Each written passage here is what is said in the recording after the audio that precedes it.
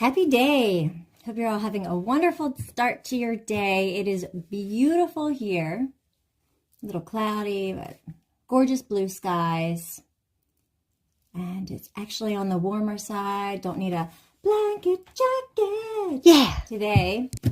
Although I'm really tempted because it's so soft. It's got to be like sub-zero to wear that thing. That's warm, I'm telling you. So anyway, I think that it would be really super fantastic if we could all pray, if we could pray together. I wish we could physically pray together. I think that we really need to have a national day of prayer in person, like in DC or in all the state capitals, and everybody just flock. And then we need to have a scheduled global prayer, because I believe that Trump and many others have a generational curse that needs to be broken.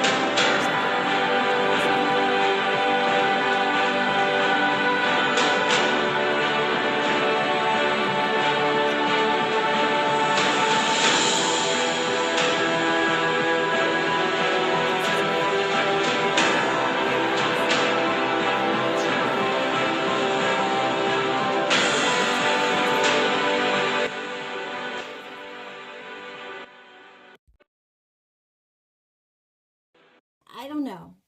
This is just an idea that I have. I totally believe in generational curses. I believe that I fell victim to a generational curse when I was young.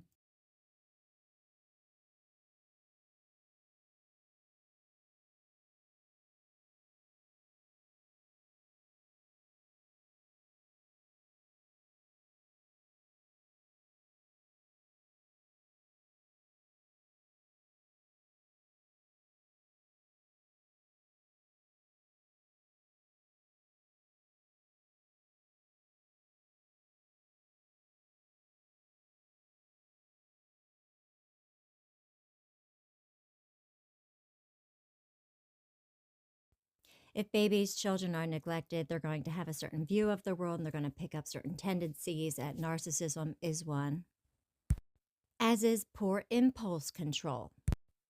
These pedophile elitists have no impulse control. That is demonic. It is a consequence of neglect. And it can be associated with generational curses. There's a spirit of Jezebel. Now that's the whore, and she is incredibly jealous.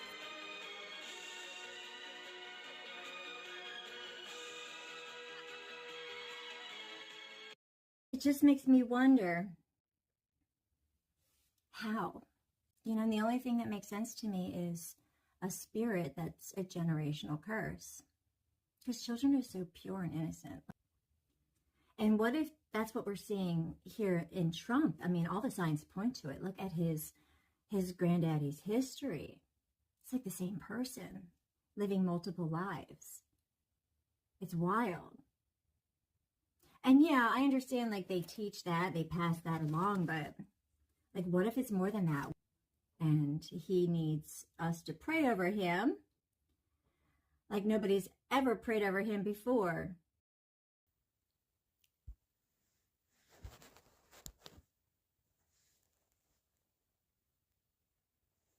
And related tribes of giants never really ceased to exist. Only their physicality was lost. Say what? 500-year civil war that Enoch writes about is what the Greeks later stylized and what became known as the Clash of the Titans. You've seen the movie The Clash of the Titans? I believe that's where it all goes back to. I believe it goes back to that story right there. But 1,200 years before the flood is the days of Jared. Okay, days 3550 BC, about 1200 years before the flood. That's when they arrive. They get busy pretty quick. They start mating with women. They have children. 500 years they're allowed to live and kill each other off. Then the watchers who gave birth to these children, or who mated with women who gave birth to these children, were judged, bound, and buried for 70 generations. And then eventually Enoch is raptured, sometime shortly thereafter. Well, that's 700 years before the flood. All of that's over and done with, 700 years before the flood. Yeah, so that begs the question, what happened, why did God get so upset within those 700 years? I believe that's the after this time frame that we're talking about here. And as I was looking at this scenario right here, I happened to read this quote in Dr. Judd Burton's book before I met him. He said, despite the loss of their physical bodies, there is reason to believe that the giants' spirits continued to exist.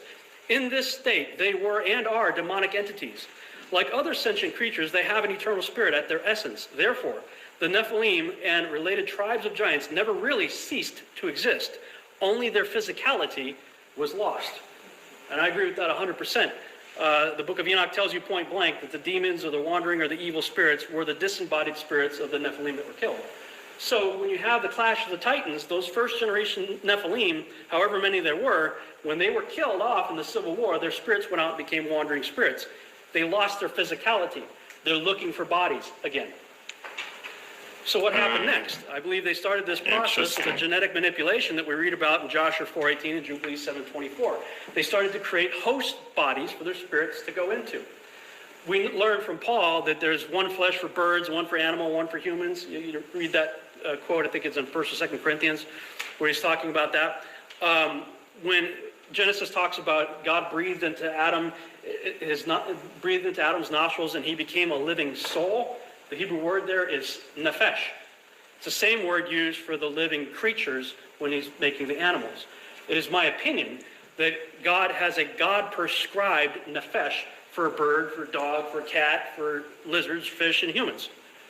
So if that's the case, if that's true, what happens when you blend, let's say, a human with a goat?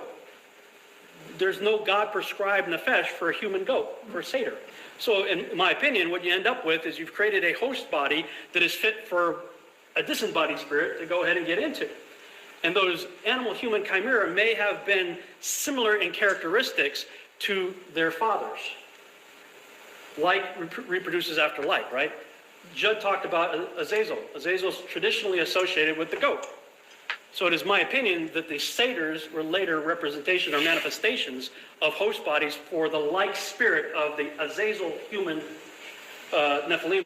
Like I say, they came from Nimrod. He explained it all. Good info.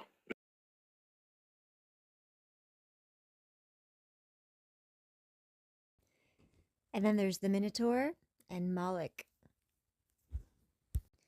I also came across that goat-like demonic spirit would find a host body that would be appropriate for it. Does that make sense? Okay.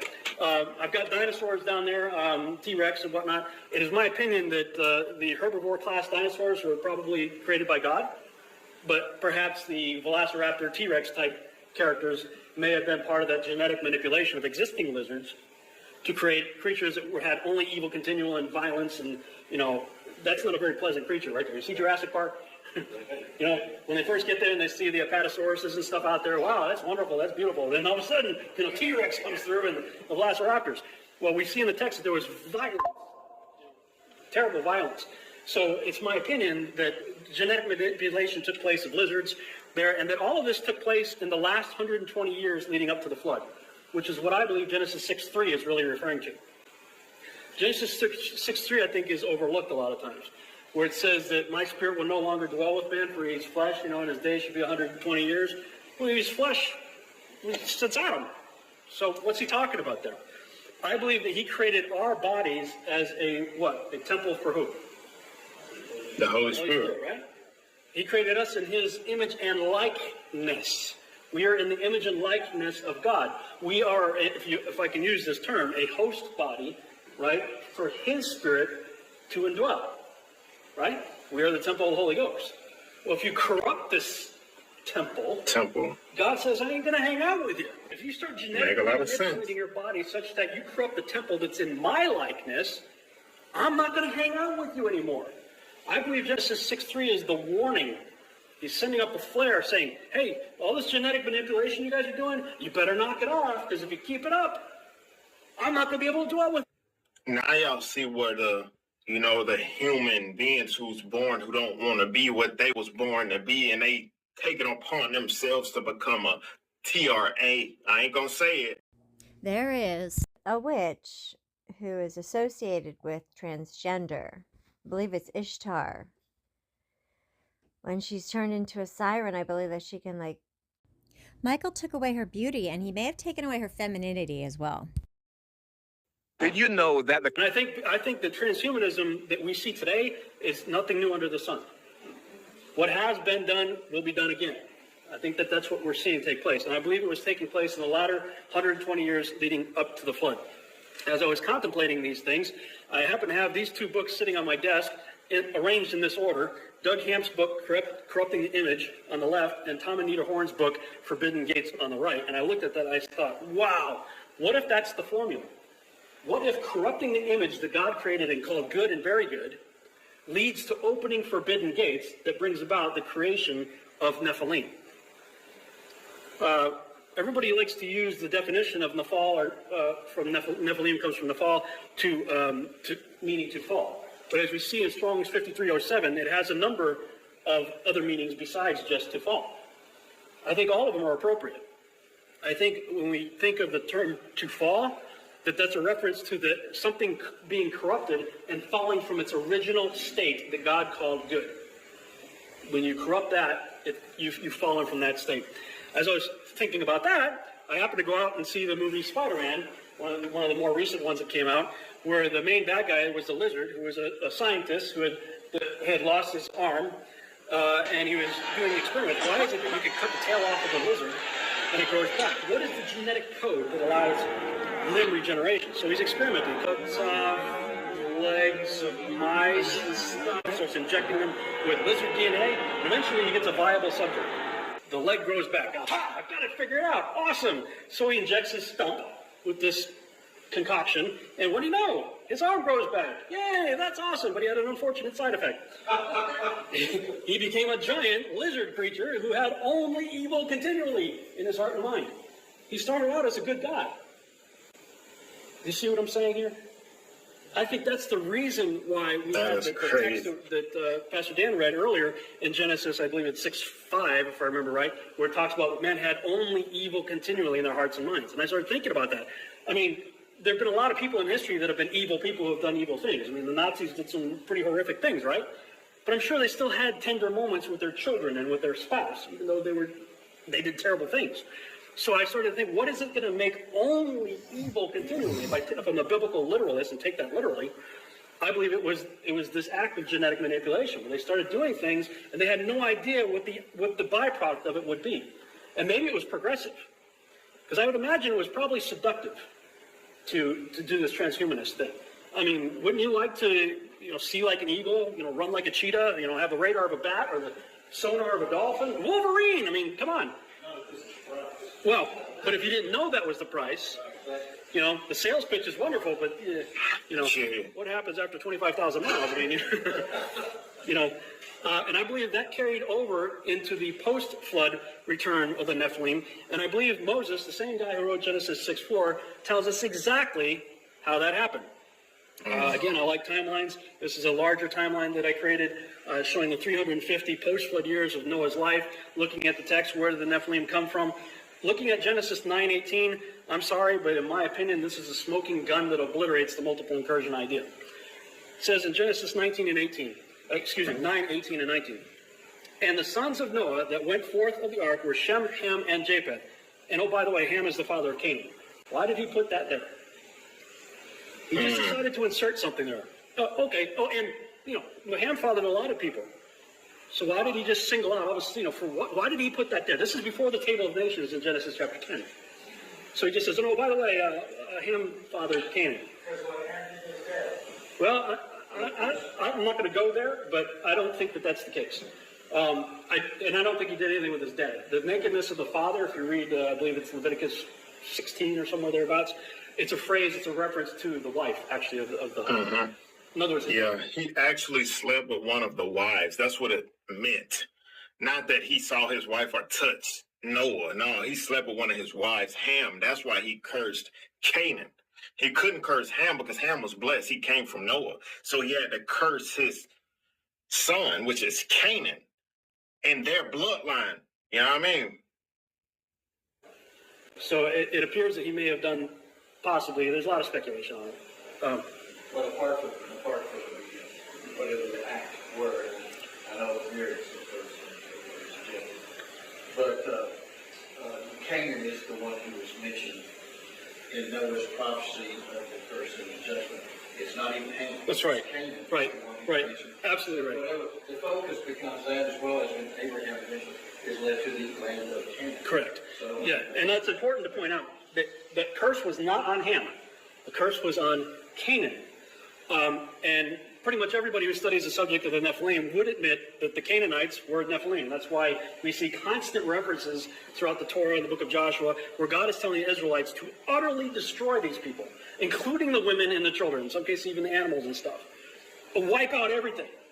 You know, so we have a choice. Either God is prejudiced and schizophrenic and into random acts of genocide, or he has a legitimate reason for isolating those specific people groups, the Amorites, Jebusites, Girgashites, etc., for utter destruction, including women and children. Because in the standard rules of war, of course, the men go to battle, they fight each other, they kill each other, I get it. But they can also take the women and children and animals as spoils of war. They can take them. Except for the specific campaigns when you went to these certain ites that are listed in Genesis 10, 6 through 20, i.e. the Canaanites. And Moses tells you, oh, and by the way, Ham, not an angel, is the father of the Canaanites. And in case you don't get it, it says in verse 19, these are the three sons of Noah, and of them was the whole earth populated. Overspread in King James, right? Or overspread. This is about 800, 850 years after the flood. Moses is saying the entire world was populated by these three people. So if he meant to say, except for that group of giants over there that were fathered by angels, this was the time to do it, but he didn't do that there. And then he goes to chapter 10 and tells you exactly where the ites come from.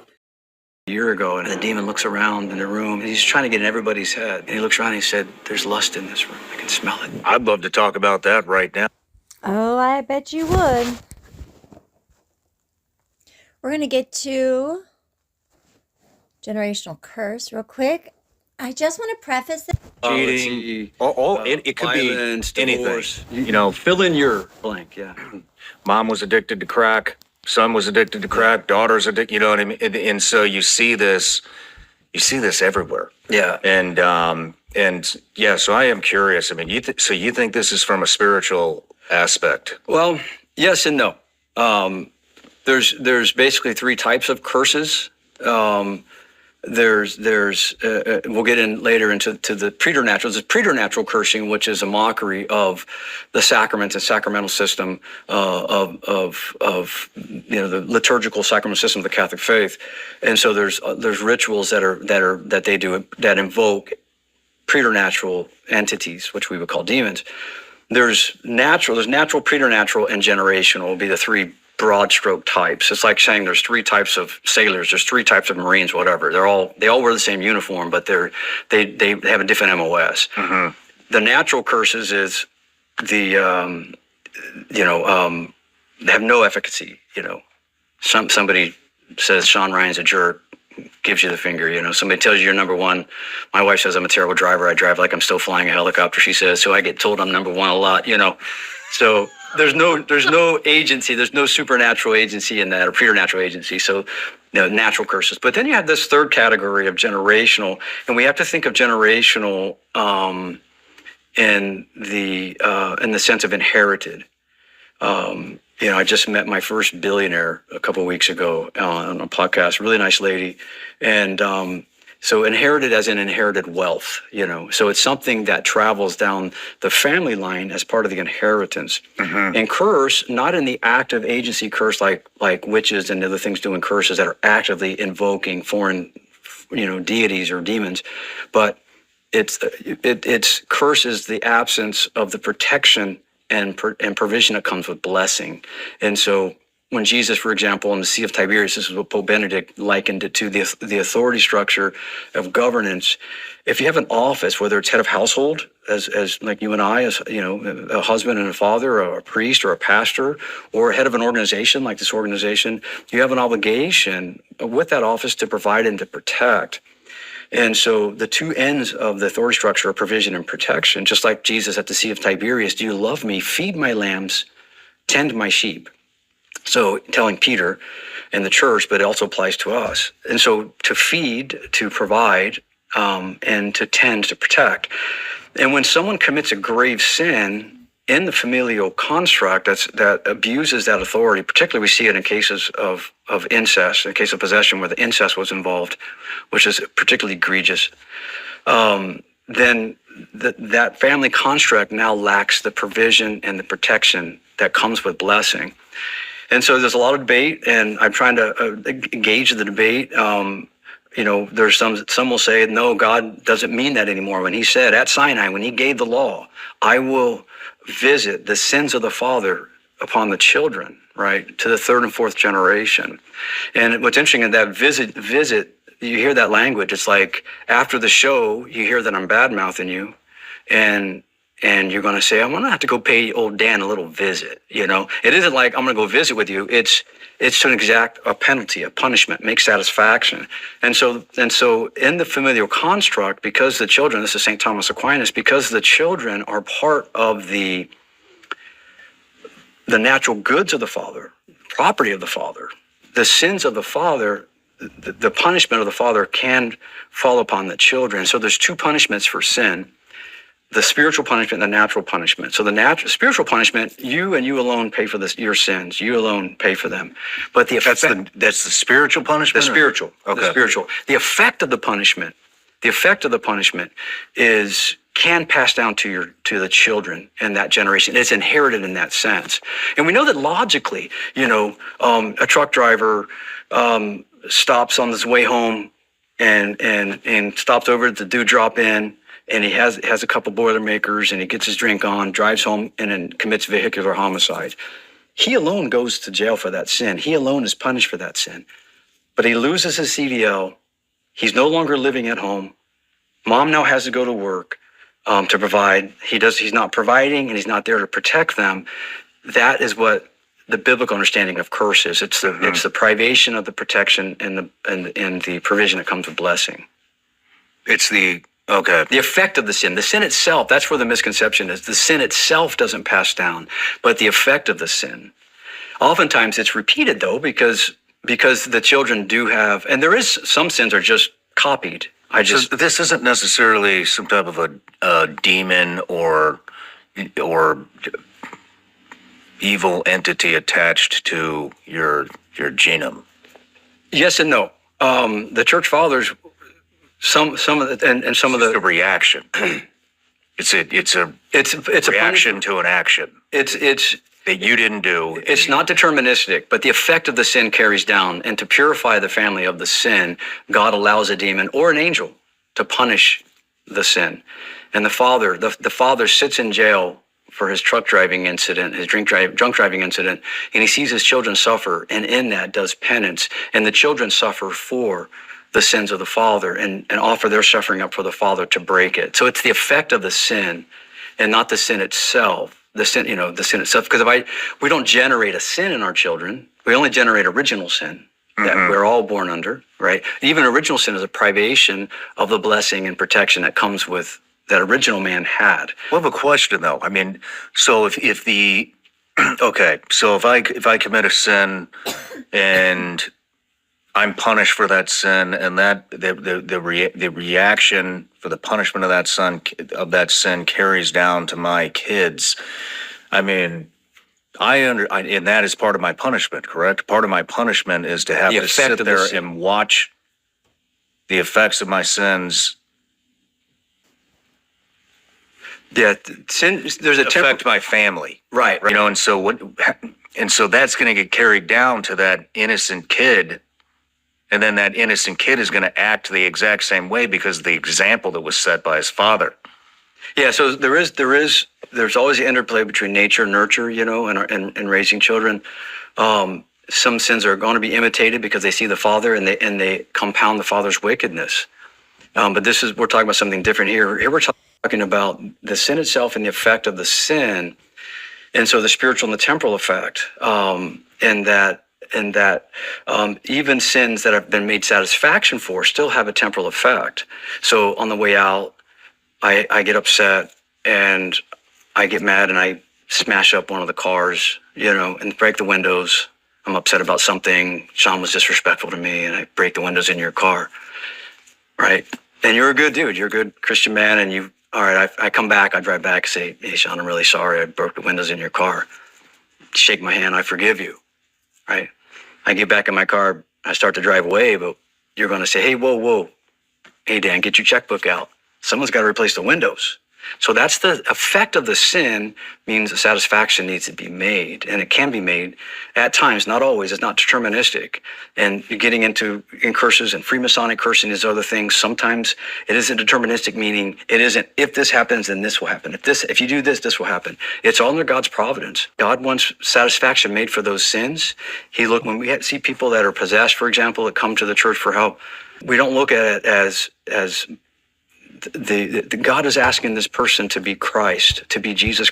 When God wants satisfaction made for those sins, he looks for someone. When we see people that are possessed, for example, that come to the church for help, we don't look at it as the God is asking this person to be Christ, to be Jesus Christ in their family, to break this once for all in their family. Mm-hmm.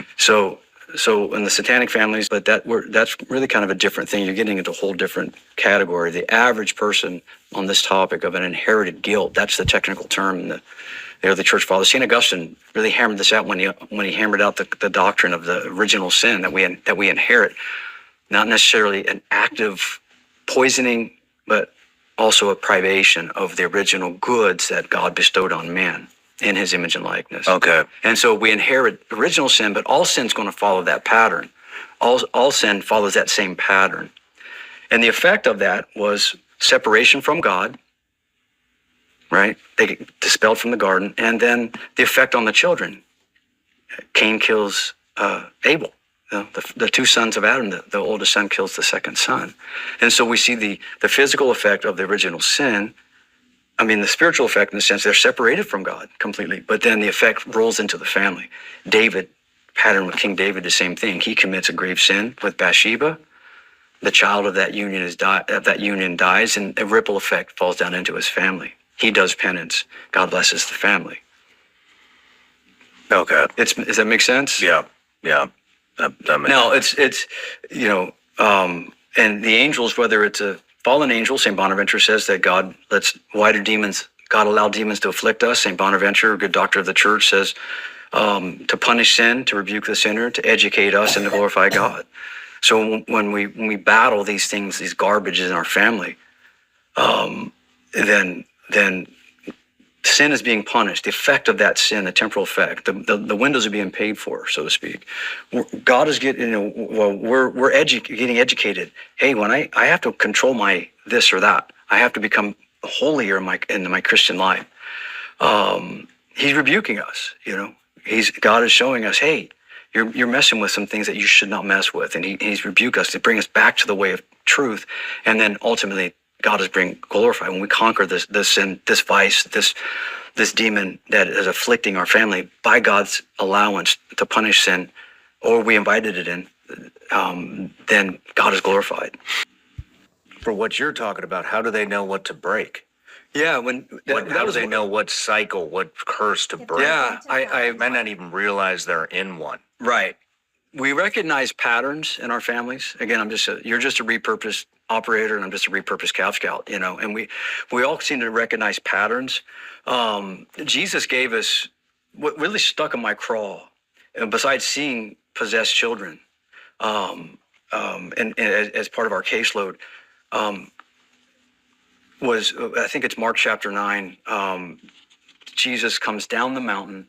He's revealed to the apostles. Some of the apostles go up the mountain, transfiguration. This is my beloved son. Listen to him. He comes down the mountain. There's a big fight going on, and he walks into a crowd, and there's a father with a son, and the son was manifesting, and Jesus drives the demon out. He drives the demon out, And the apostles ask him, why couldn't we drive it out? The Father says, your apostles tried to drive it out and they couldn't. Why couldn't we drive it out? And Jesus looks at the apostles and the Father. Well, first he looks at the Father and he says, how long has this been happening?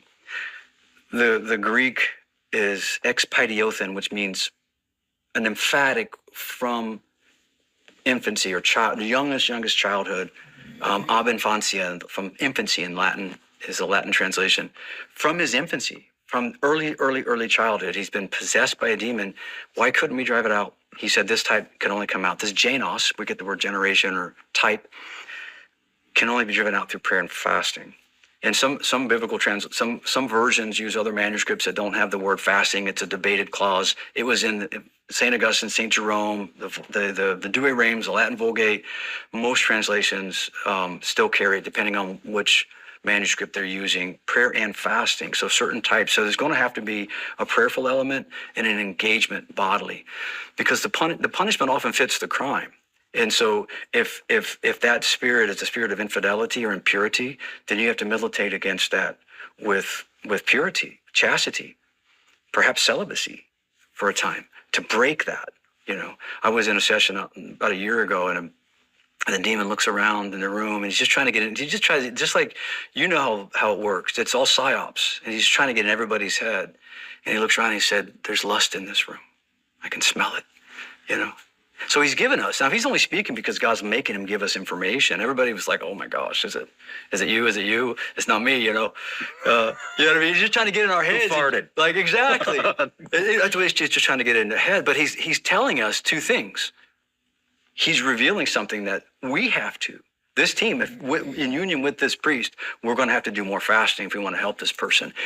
And also this person. What does that mean? I smell lust in this room. There's an exorcism going on. Right. Who's thinking about lust? Nobody. Right. But he could smell it on the people there. And it could be he's just talking about the person that we call the energumen, the possessed person. It could be talking about that. It could be talking about her husband that was there. You never know.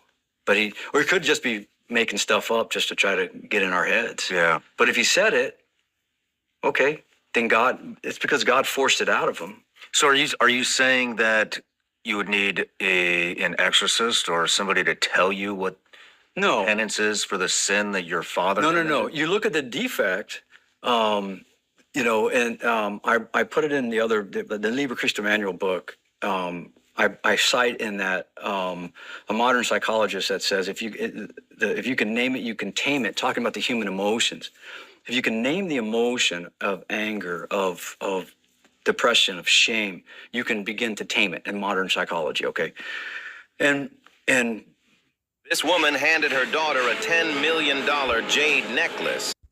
And by extension, that is true in the spiritual life. If you can name the defect, you can tame the demon that's driving the defect. So I'm struggling with alcoholism. Okay, you can name it. Now work on the virtue.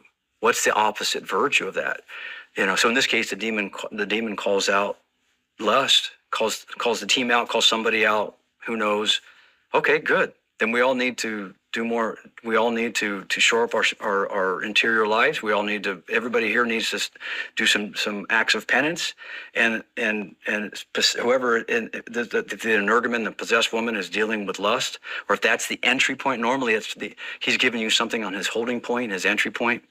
Then they got to militate against that through chastity. Maybe they need to, as St. Paul says, live separate for a time being, for a time of prayer.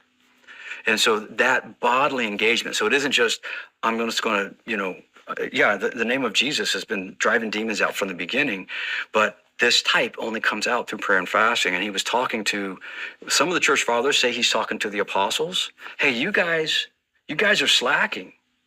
You guys are slacking. You guys, if you want to drive demons out, you guys have to do more fasting. Other church fathers say no to the dad, to the father. Hey, you got to do more penance if you want to drive this thing out of your son and out of your family. Certain demons absolutely crumble before male authority. Certain demons. Interesting. Yeah. Would you Cue the ultra-feminist movement. Get the man out of the house. You get straight access to the children. That's why most child sexual abuse is done by a mom's boyfriend or husband. individual, it's this guy or a woman was married, Yeah. and they smell lust in the house. Well, And you had mentioned that they the might room. want us to live separately for a while. I mean, Well- is it a sin to lust over your wife?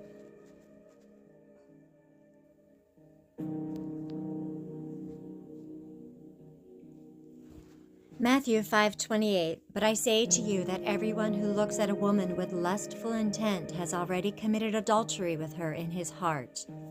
1 John 2:16, for all this is in the world, the desires of the flesh and the desires of the eyes and pride of life, is not from the Father, but is from the world.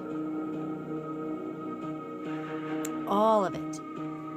Galatians 5:16, but I say, walk by the Spirit, and do not gratify the desires of the flesh.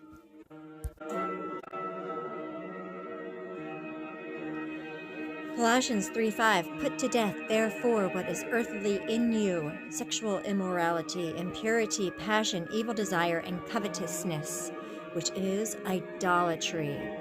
1 Peter 5:8, be sober-minded, be watchful.